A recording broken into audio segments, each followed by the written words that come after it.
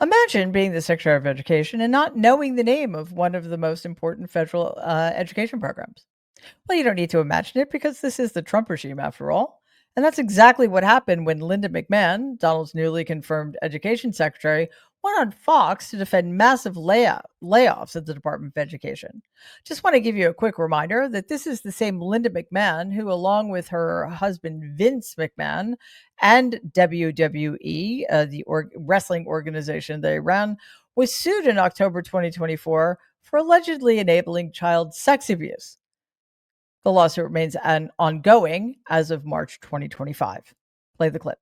That was my next question. So the criteria for keeping that 50% is related to expenditures and key programs? Correct. Congress appropriates the money that is going through Title I to IDEA programs. What's that stand for? Do you know what? I'm not sure I can tell you exactly what it stands for, except that it's the Programs for Disabled and Needs. Individuals with Disabilities Act, I think. Yeah. Yes. I'm guessing. I don't know. I don't know all my acronyms. I've been here for 30 years. This is my fifth day on the job, and I'm really trying to learn them very quickly. Right. It's a lot. Wow, really stuck that landing. Good job. So happy to have that person in charge of our children's educations. That's right. Not only did she stumble through our explanation, but she did not know what IDEA stands for, which is literally the Individuals with Disabilities Education Act. She completely blanked, admitted she didn't even know what it was, and of course, Fox host Laura Ingraham didn't know either, because there are lots of acronyms in the world, and who can keep up on all this shit? Like, who really prepares for interviews anyway? Come on. Well, that's why they're not news.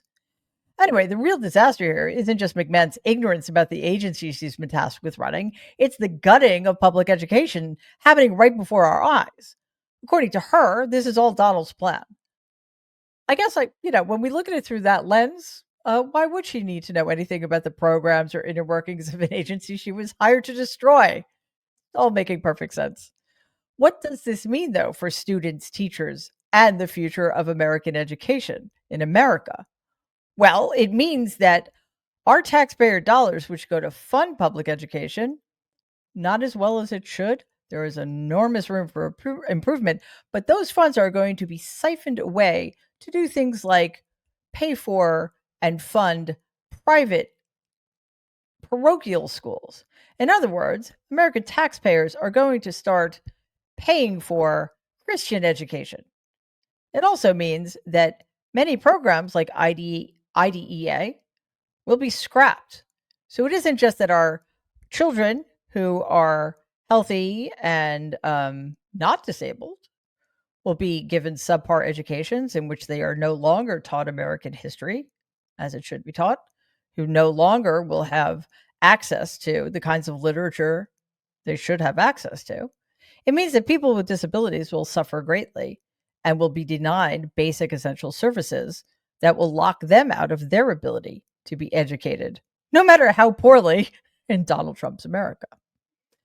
This was just one of many disastrous interviews given by members of the Trump regime yesterday, which subjected viewers to a fire hose of disinformation and inexcusable lack of knowledge about how their agencies in particular and the federal government in general work.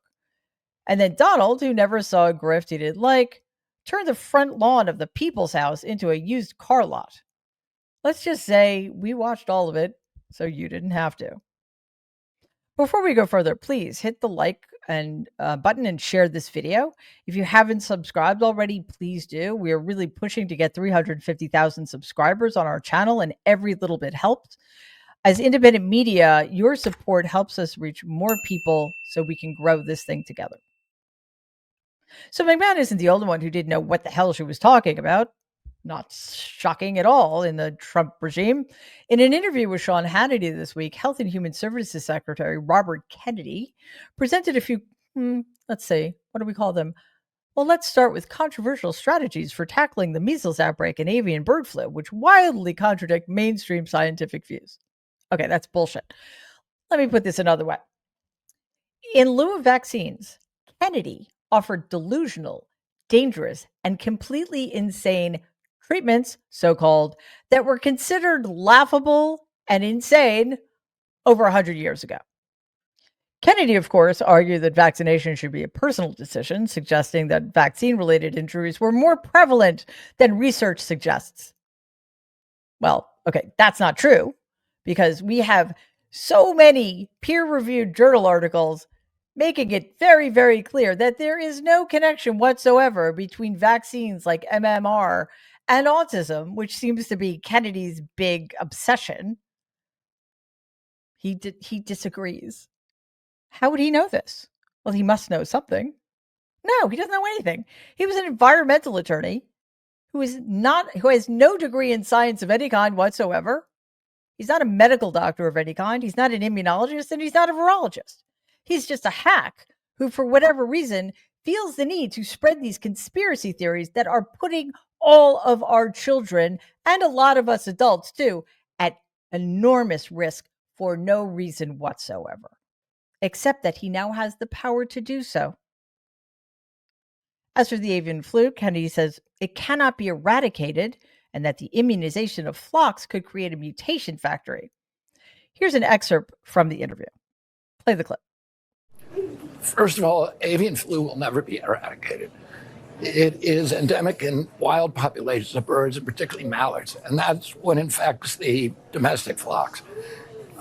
And so you'll never get rid of it, and it doesn't appear to hurt wild birds. They have some kind of immunity. And the strategy, the White House, all of my agencies have advised against vaccination of birds. Because if you vaccinate with a leaky vaccine, in other words, a vaccine that does not provide sterilizing immunity, that does not absolutely protect against the disease, you turn those flocks into mutation factories. They're teaching the organism how to mutate. And it destabilizes it, and it's much more likely to jump to animals if you do that. Right. So all of my agency heads from NIH, CDC, and FDA had all said we should not be vaccinating. It's dangerous for human beings to vaccinate the birds. I mean, I don't even know what to say. Except, is that moron eating fast food, for fuck's sake? Anyway, yeah, keep eating it, please. But you know what is what really helps the virus jump species? Not doing anything. Yeah. Yeah. So instead of vaccinating leaky vaccines, I mean, there is nothing quite as offensive as listening to somebody who actually knows nothing talk in ways that make it seem like they know everything. It's dangerous. I don't know what a leaky vaccine is. I have no idea what a leaky vaccine is. I don't even think that's a technical term, but I guess he thought it sounded convincing. But what I do know is that our current strategy, which is just to continue to cull flocks of millions and millions of chickens, is probably not a good long-term strategy, either for the health of the industry, which I don't really care as much about as I do about the health of the bird population and, humans.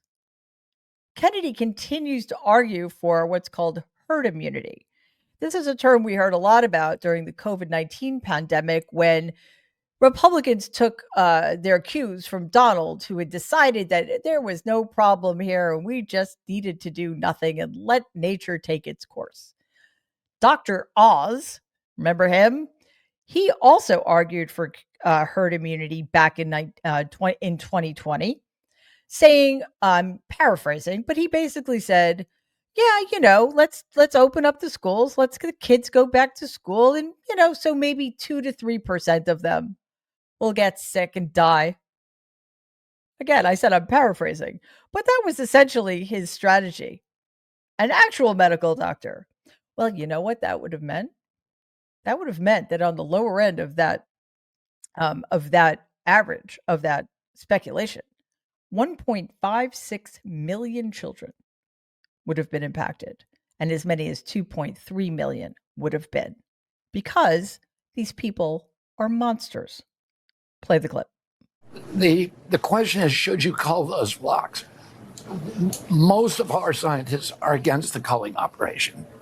They think that we should be testing therapeutics on those flocks They should isolate them. You should let the disease go through them and identify the birds that survive, which are the birds that probably have a genetic inclination for immunity. And those should be the birds that we breed like the wild population. Right. Just remember that that's the guy that Roseanne Barr thinks is out of his fucking mind.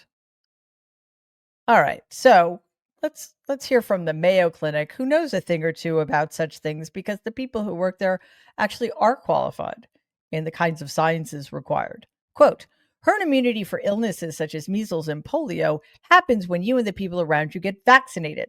Before the vaccine for measles, millions of people got the disease. In the US, hundreds died of measles each year and thousands needed care in the hospital. After people could get the measles vaccine, the measles virus stopped spreading in the US because so many people got the shots, unquote. That's how this works. As for the spread of avian flu in humans, Kennedy says, don't worry, the disease can't spread through food. Watch this clip. That's why we have an egg crisis. And the disease is not passed through food.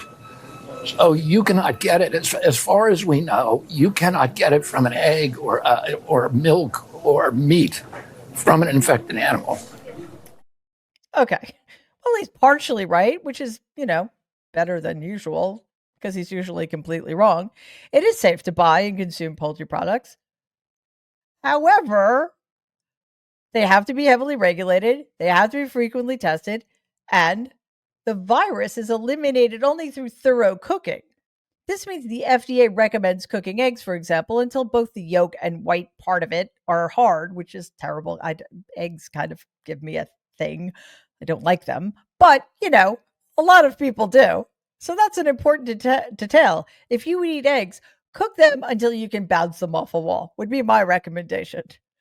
Additionally, in a time where Donald is suggesting we all purchase chickens for our own backyards because that's practical, eggs from backyard flocks in contact with migrating waterfowl may pose a greater risk, affecting egg production and causing bird deaths. And I'm speculating here because I, too, am not a medical person or scientist in any way, shape, or form.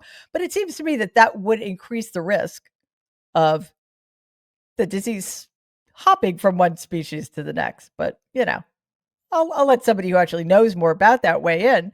In milk, pasteurization inactivates the virus, making commercially produced milk safe, while raw milk is risky because the virus was replicated in cows' mammary glands. Kennedy loves raw milk, even though it poses a particular threat to attracting the virus. To which I say, drink up, enjoy your raw milk. Nobody will take your raw milk out of your cold dead hands. Enjoy it, seriously.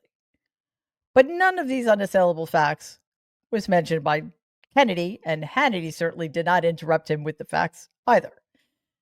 Kennedy did want everybody to know a real discovery he made back in the old days, when, the good old days, when everybody got measles.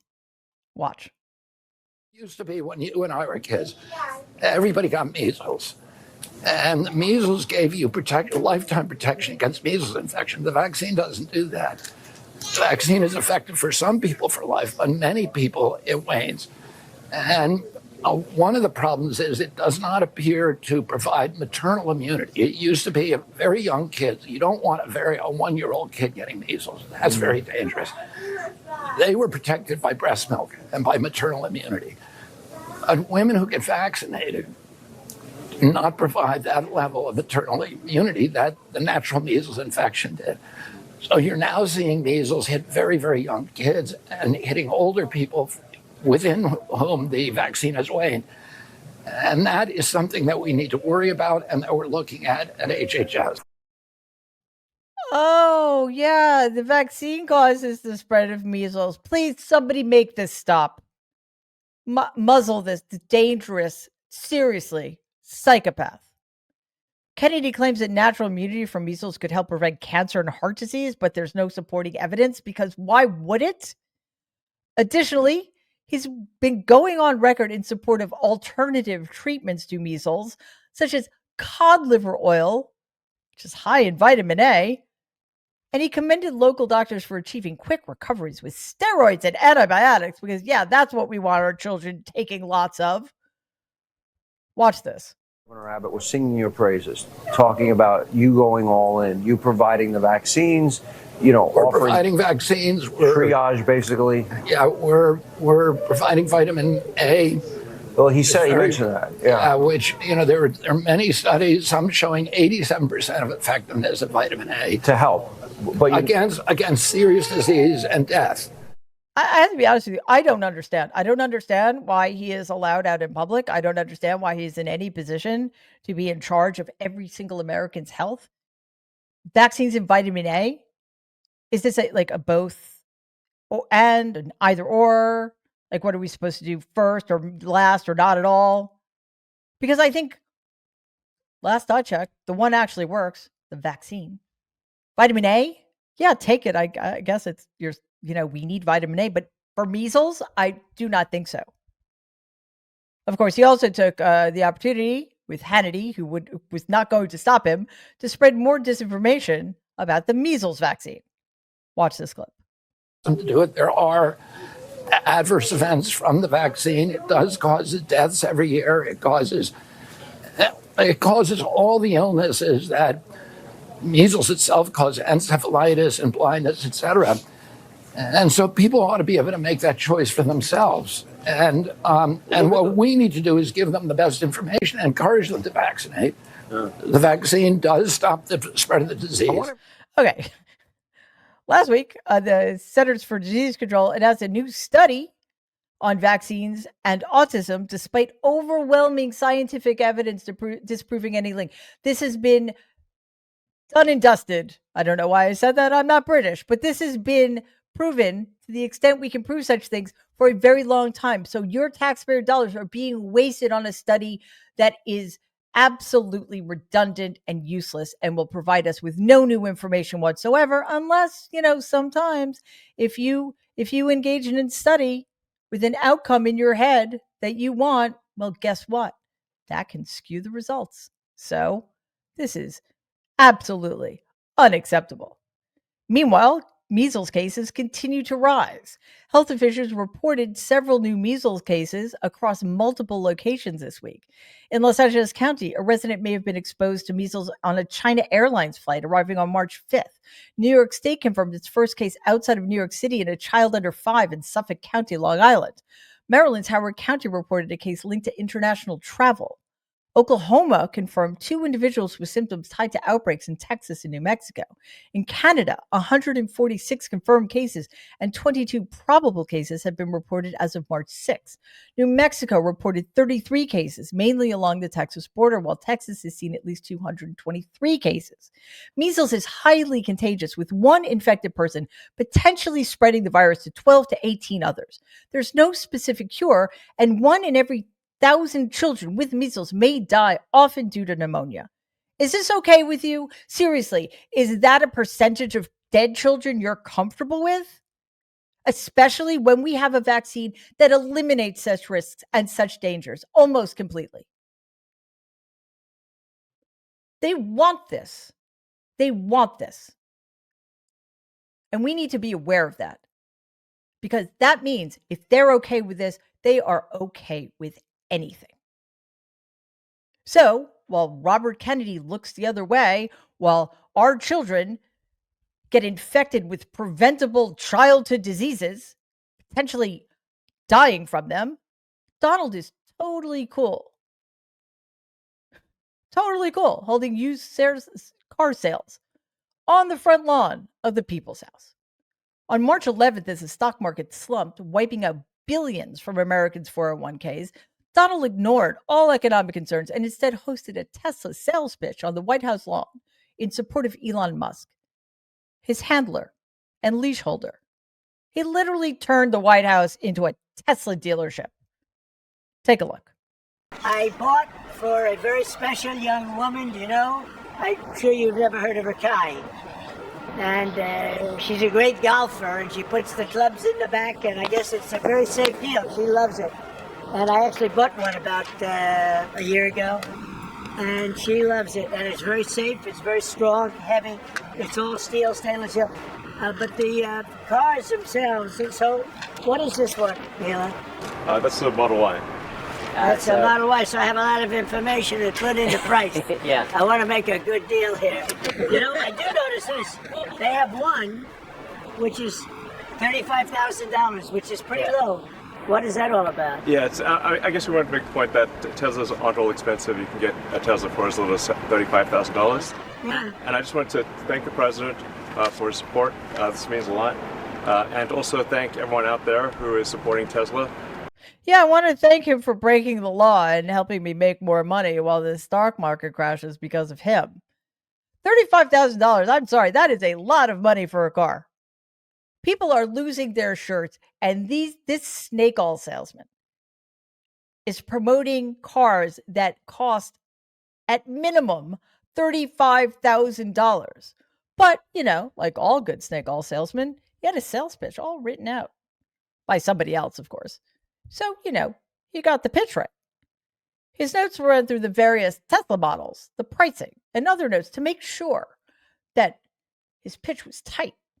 He even included a direct financing pitch, saying that Teslas could be purchased for as low as $299 a month, for God's sakes. The one thing that he just couldn't seem to remember, though, is what the car maker is actually called. Play the clip. I love Tesla. Which one did you buy? Yeah. Wait, Mr. President. Yeah, which Tesla did you buy, considering such a thing does not exist?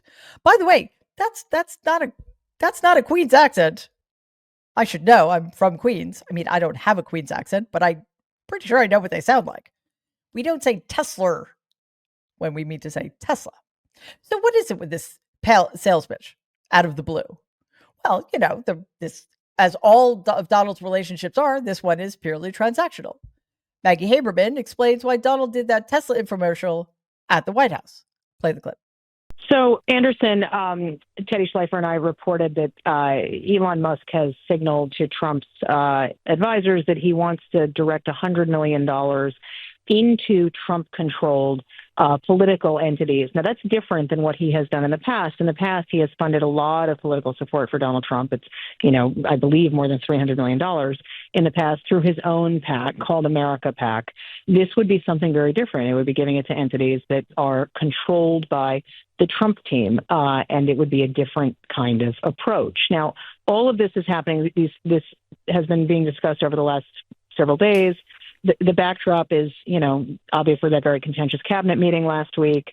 Musk also was at Mar-a-Lago all weekend. He traveled on Air Force One with the president. And then today, as you say, there was this display of several Tesla cars at a time when not just is Tesla getting violent protests, but its stock is falling. So that is the context in part. Okay, so the other shoe just dropped. This is a trade-off. Donald promotes Musk's failing car company. Musk provides Donald with yet another $100 million because, you know, what's $100 million between handler and pathetic loser? Which is which? Well, you know. Of course, we can't have a report about Elon Musk without showing him whining about something because the two spend so much time together. That was bound to rub off. As Donald said, quote, "We don't like to see him hurt," unquote. Well, it depends who you mean by who. Take a look at Elon's pathetic plea on what is happening to his car company and his falling Tesla stock. Yeah, 14% in one day. Nice. But, you know, we don't really want Elon to be sad. Well, actually, we do. But you would think he will be just fine because Donald's got his back, and that is always going to work out well. Play the clip. This gets downloaded as well. You can thump your music. Yeah. You can do it. I just looked at it. I looked at that dashboard. You can do anything. President, you buying a Tesla will boost Tesla sales and boost Well, I hope stock? it does. Look. Was that your goal? I care about one thing.